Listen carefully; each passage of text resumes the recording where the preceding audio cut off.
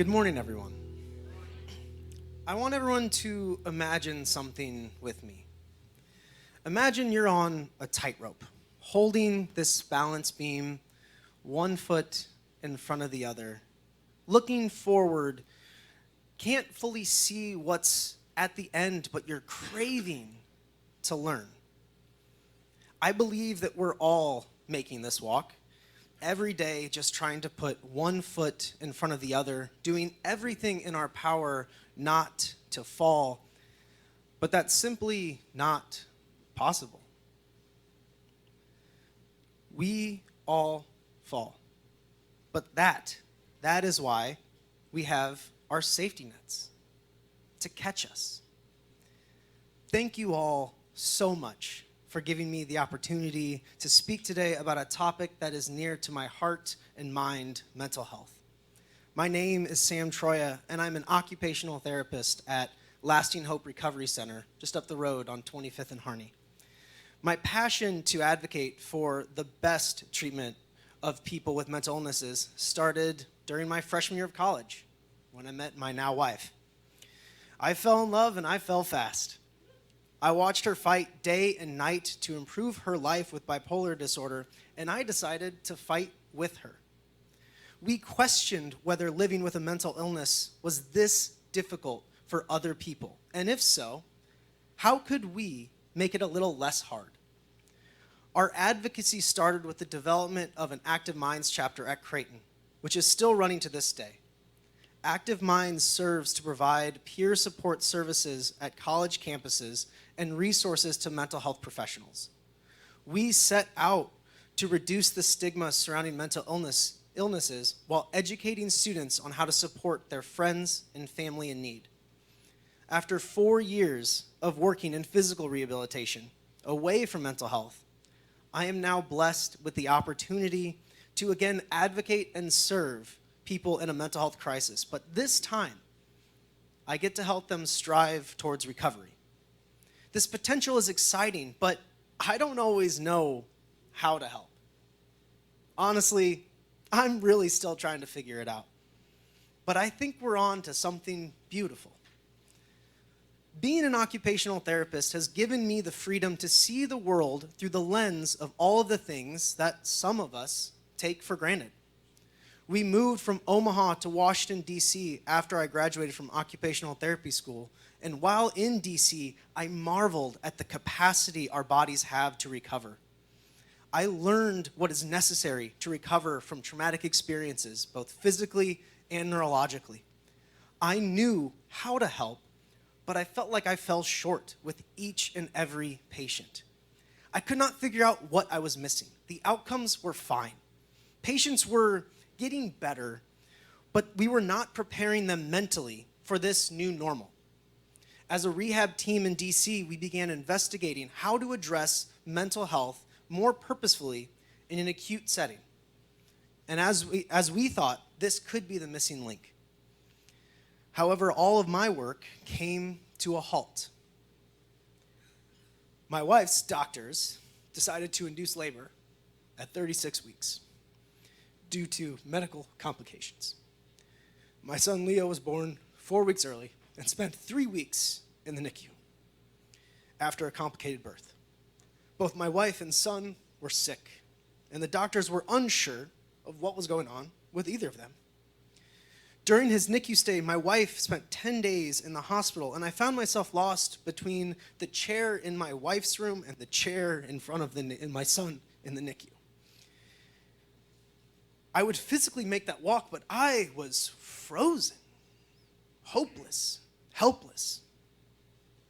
I tried to remember all the things I told my patients. Live for today, because today is all you have, over and over, but I could not calm down. We received an abundance of love and support, but only so much could penetrate those hospital walls. When matters were that drastic, all I had was my faith in strangers. Strangers that agreed to do everything in their power to calm me down and get my family back on our tightrope. They were our emergency safety net, keeping my family and me from the ground. This medical team was our only hope. They were all I could trust because in those dark moments, I did not see God. I only saw God in the eyes of the medical team helping to keep my family up. We were lucky. We were lucky that our safety nets caught us at the bottom and it worked out. We were lucky that we had two communities, both here in Omaha and in Washington, D.C. I learned more in those 3 weeks than I believe I could learn in my whole career. I learned what roles we can each play in times of crisis, how to provide support without judgment, give space, to trust the professionals, to not be the professionals, and in my case, how to be present for my patients in times of crisis. When I look back on those 3 weeks, that hallway between those two rooms, I feel all the details so vividly. But what I feel most consistently is this sense of appreciation for what it took to recover for all of us. We made it, sure by the grace of God, but truly by God's village. I'm incredibly grateful for all the support from our Omaha and DC communities. You all carried my family in ways I could never imagine, and I began to ask, what do people do without these safety nets? This question fundamentally altered how I provide care to my patients. When there's nowhere else to turn, people turn to us for their hope. We become their strangers. That is why I'm so passionate about the work we are doing at Lasting Hope, because we have to be the best. Because for many people, we are the last resort. Since starting at Lasting Hope, I have seen many hurdles my patients have to overcome daily, and they are abundant. Amplified by their diagnosis is oftentimes an assortment of social, cognitive, emotional, and societal barriers, but they look fine. They look like they can meet our societal expectations, but when they cannot, they are pummeled by stigma and shame. Brené Brown talks extensively about shame. Shame is the most powerful master emotion. It is the fear that we are not good enough. I get to work with a team that reminds people that they are more than enough, that the diagnosis is a chapter of their story, not the whole book. We remind people of the importance of taking care of themselves, that even when the world is crumbling, painful, and difficult, they deserve to have their basic needs met. I believe I have found the missing piece to providing my highest level of care, and it's something that Deborah has been teaching on for years, and it's this concept of grace. This idea of grace is centered on the fact that a person's value is not determined by their status, their salary, or their material possessions, but that God's grace is given to all simply by being made in the likeness of God's image. I was taught that forgiveness is earned, not given, but what about love? The God I choose to believe in made us imperfect.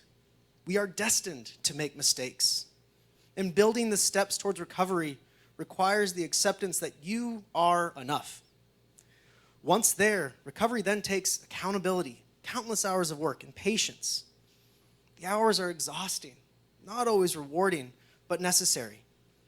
We have to find this balance between being critical of ourselves and holding ourselves accountable. And that is where I find the power of grace. You're imperfect and you're wired for struggle, but you are worthy of love and belonging. Brené Brown. What we do every day is complex and it takes a village. Our pastor in Washington, D.C. gave a beautiful sermon about the power of an inclusive church. She questioned what would be the potential if we opened that grace beyond these walls. If we used our presence to assure that people feel seen, that when people walk into a room, we treat them with dignity, respect, and the opportunity to be their authentic selves. This potential of our communal village gives me a flicker of hope that maybe, in this imperfect world, we could be that village. As we continue to celebrate our fight and support for mental health today, I hope that we can find that authentic, vulnerable, and imperfect version of ourselves. My hope is that one day, regardless of who is in the room, we can see each other for doing our best, that we are worthy of love, purpose, self-care, and inclusion. But if you or a loved one is struggling, people want to help. If you're on a college campus, look for an Active Minds chapter or a National Alliance on Mental Illness chapter, NAMI.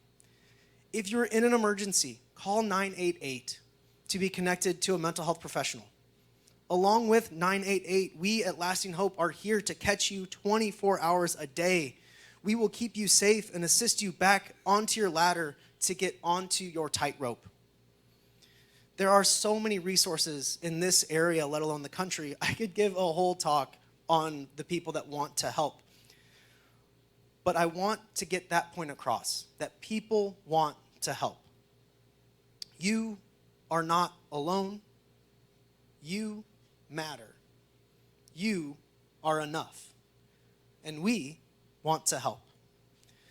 While all these resources are powerful and need to be invested in, looking at the finance committees, I don't want you to lose sight of the power you hold in impacting yourselves and the lives of others. You cannot fill from an empty cup. So find what fills you. Then once filled, show up. Show up for your village. You possess a strong gift for making people feel seen, in giving grace, and being abundantly present without judgment, without being judgmental. Change is coming. Slowly, not fast enough to meet the need. But a better future is within reach. Every day, new mental health innovations are being developed here in Omaha and beyond. The world has become more accepting of prioritizing mental health, and the stigma continues to lessen. For people who are struggling and listening to this in person or online, my plea to you is to hold on, and hold on tight. Hold on to the potential for a brighter future. We are building something beautiful, and each of you will be critical in the development of this better future. If we keep striving for a better tomorrow, we stand a chance at making a change. When we stop trying, we guarantee that nothing will change. May we keep searching for ways to change for a better tomorrow. May it be so. Amen.